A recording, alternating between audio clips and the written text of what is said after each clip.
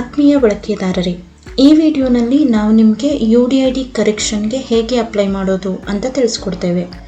ಮೊದಲಿಗೆ ನಮ್ಮ ಪೋರ್ಟಲ್ಗೆ ಲಾಗಿನ್ ಆಗಿ ಪ್ರಿಂಟ್ ಸರ್ವಿಸಸ್ನನ್ನು ಕ್ಲಿಕ್ ಮಾಡಿ, UDID ಸರ್ವಿಸಸ್ ಇನ್ಸ್ಟೆಂಟ್ ಅಂತ ಕ್ಲಿಕ್ ಮಾಡಿ, UDID ಕರೆಕ್ಷನ್ ಅನ್ನೋ ಆಪ್ಷನನ್ನು ಕ್ಲಿಕ್ ಮಾಡಿ.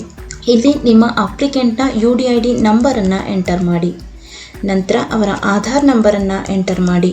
ಇದಾದ ನಂತರ ನಿಮ್ಮ ಅಪ್ಲಿಕೆಂಟ್ನ ಮೊಬೈಲ್ ನಂಬರನ್ನು ಎಂಟರ್ ಮಾಡಿ.